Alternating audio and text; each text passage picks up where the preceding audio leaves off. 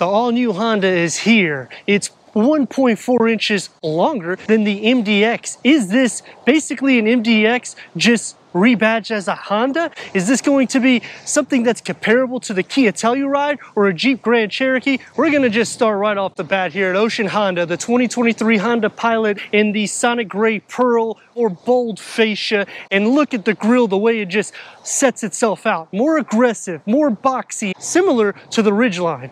New eye-inspired LED headlamps and daytime runnings that work into the chrome bar, which are LED fog lamps. Same ground clearance at 7.3 inches as the prior gen. The more pronounced front fascia gives the Pilot a more athletic look, especially if you are comparing it to an MDX, and that's something that you were considering. Now you're getting this for a fraction of the price. The weight distribution at 56.7, 43.3 on the Touring. Each model will have a different weight distribution when they're four-wheel drive that will also alter the geometry.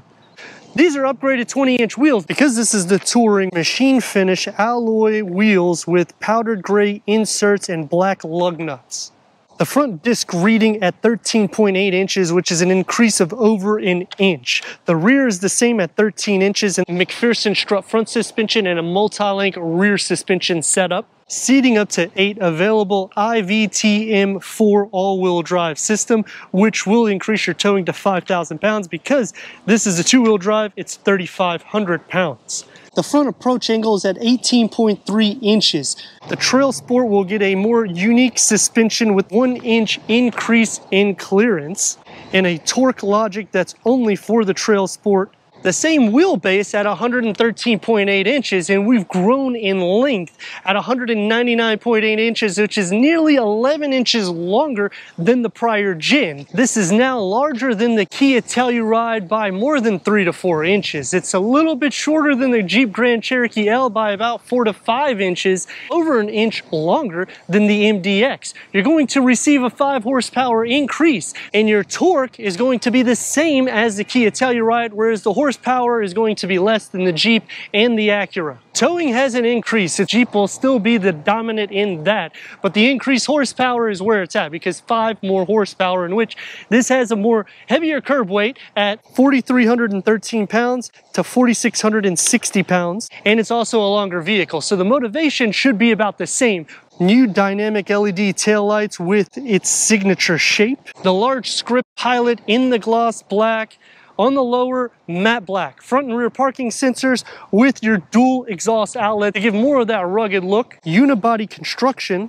The Trailsport and the Elite will be the only ones that receive the 360-degree reverse camera and the Trail Watch. The EXL will start with the power liftgate. Kick to open. 18.6 cubic feet of storage. We're going to start off with a 12 volt here. We have storage on both sides, and underneath we have the large storage pocket, which I'm going to show you what it does. You have a reversible tray, so that way you don't dirty the floor by anything that's wet. Same thing like Acura. You can also take this out, and now you have the deep or large storage pocket in which you could fit that center seat right inside, and you can fit this flush underneath and have your captain seats for a fraction of the price. You can flip this around and you got the carpet that matches, and nobody knows that you even had that center seat. And you have your cargo dividers. Split fold the third row bench at a 60-40 split in the back by just pulling the levers. Increasing cargo to 48.5 cubic feet. Split fold the second row bench at a 40-20-40 split. This can max your cargo to 114.3 cubic feet, which is almost 4 cubic feet more than the prior gen. This is a retuned 3.5 liter with 5 extra horsepower. Let's go inside, start it up so you can hear that exhaust note.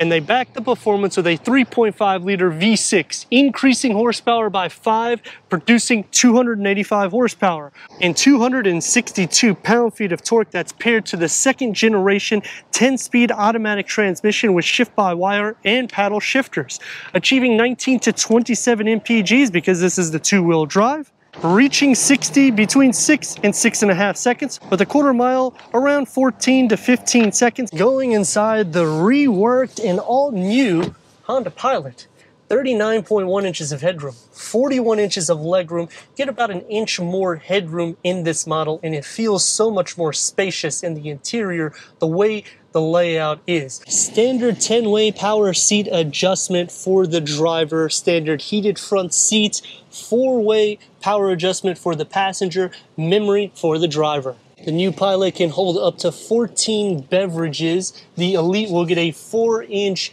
heads-up display. The new dash layout now integrates storage in front of the passenger, the gloss black around the air vents, and in the center, 9-inch infotainment screen with navigation, the pinch, the swipe. We have a volume knob, which is something that Honda really likes to praise. We have your cabin talk, which when you push onto this, the microphone will go through the rear speakers so it doesn't interrupt the people in the front, which it's a longer vehicle, so you may use this feature. Click back, which is an actual button, and to click onto all the apps so you can see every single thing, just in case I missed any of the features in which the Elite trim has. Apple CarPlay, Android Auto, they're wireless. Sirius XM, AM, FM, streaming Bluetooth audio. The upgraded Bose sound system has 12 speakers with a subwoofer that's only on the Touring and the Elite, as well as the Honda Link Wi-Fi hotspot.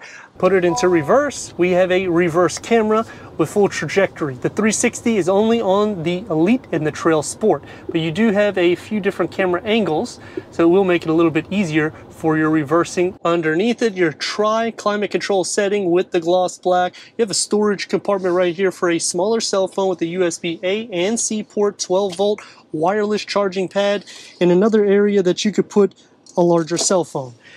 Gloss black around your shift-by-wire, your driver mode select, your 5 driving modes, which will start off with Sport, Normal, Eco, Snow, and Tow.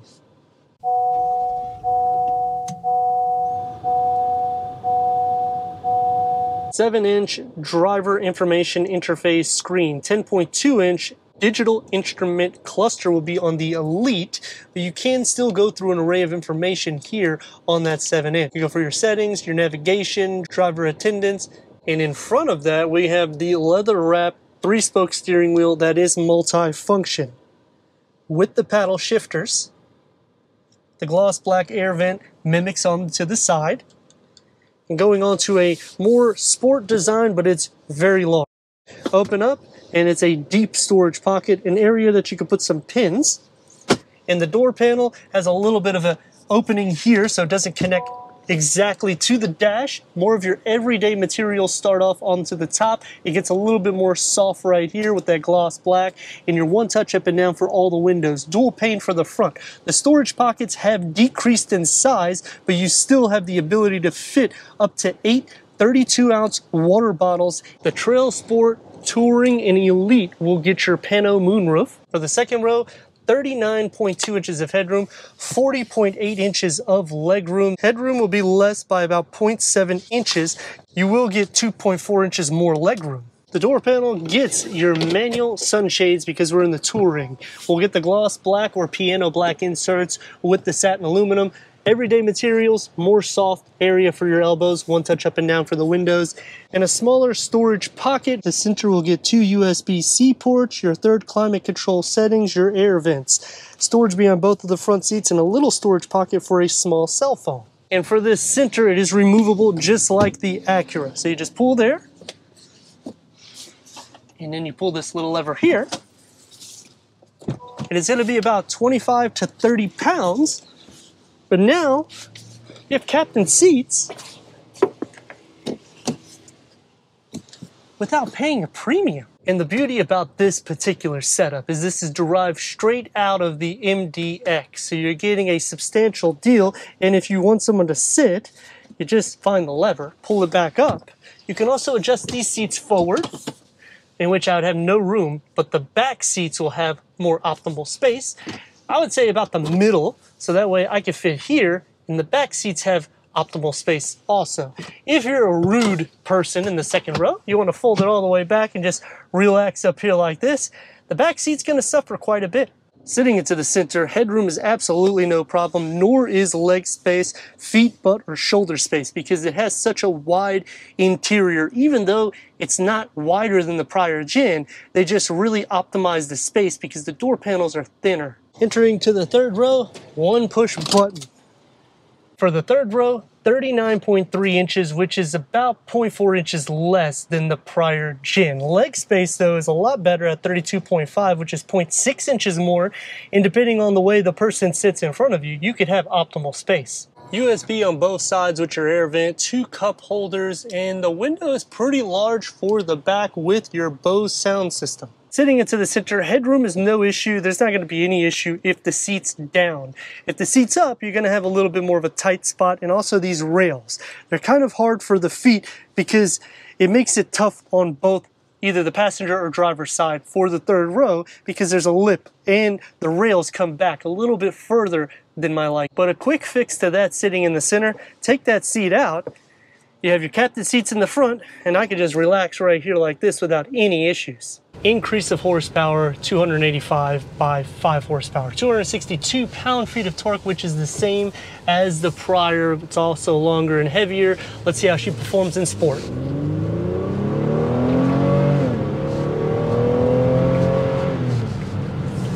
And your brakes. They are increased in size. I would say the braking, though, is still about the same. It's not as nimble as the prior gen, so you want to be a little bit more careful when you are doing some performance. And also in sport mode, the paddle shifters don't really do much. It just seemed like it wanted to go into gears that it wanted to go to, not what I wanted to go to, in which you do go in a higher RPM, which is fine. It doesn't like to change the gears. In normal mode, let's see how well she goes.